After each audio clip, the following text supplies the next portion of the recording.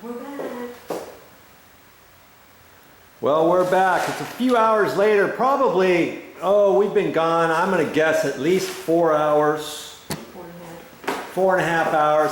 And I went ahead and put my bags back on my feet, but I already felt this floor and it feels nice and dry. This looks good.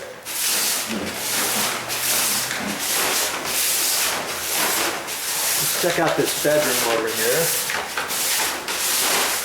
Turn the light on. Ooh! Oh. Yep. Man, if the light was shining on this, the sun, you would see different colors on here. But it's so dark in here, it's hard to tell. It's hard to see the color on this floor. And you can see it out here. See where the light's shining on it? That looks nice, right in there. Yeah, that's it. So now we've got to decide if we're going to put a second coat on here, and I think she wants a second coat on here now. We do have enough in the gallon container. Here's the container we use, and I don't know if you can, I can't really see it too well or not, but I think it's about right there. I think I've got almost half of that gallon left. I didn't get into the other gallon container at all. That one's going to go back to the store. And I can take this one. I can put that back on the floor right now. But like see in this hallway, if I do this hallway, I could do half of it. I could split it right down the middle and do the half off to the left so that we can still walk back and forth through here until that gets dry.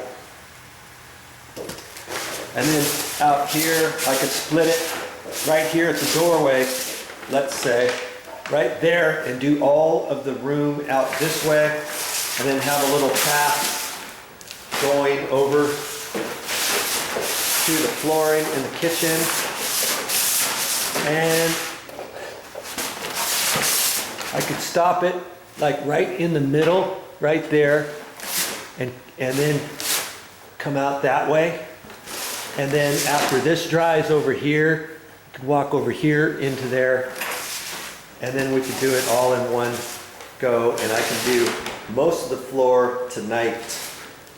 And then in the morning, I could finish up. So there's an option for you. Now it seems as though we're going to put a second coat on here, and I got a half gallon left. You don't have to think that you're going to barely just make it or barely be short, because the second coat's not going to soak into the concrete like this first one did, just slightly.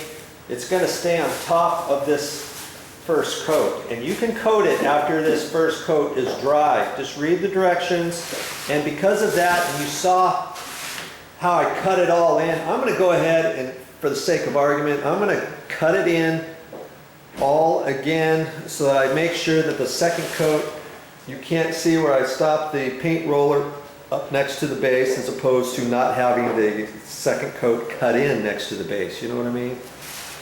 Okay? So you want things done, I guess you might as well do it right with the second coat. Hey, well, it's a corporate decision. It's already 7 o'clock at night. I'm going to tackle this entire thing tomorrow, and I'm going to do it the same way I was talking to you about. I'm going to leave like right down this hallway on the left-hand side to get to the bathroom, and to the left to get to the kitchen. I'm going to leave that, and I'm going to do everything else. Then I'm going to come back a couple hours later and do the left-hand side and that. I would finish this now, but I had a slight little accident at the end of the day. Right here, I cut this, slid it from there to about there. See how puffy my hand is right here?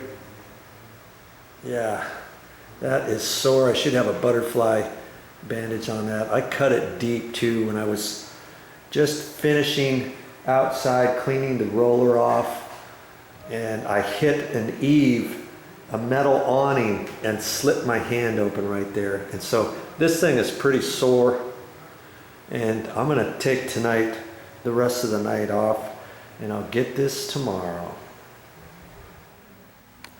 Well, that's all I got for this time, but I'll be back with more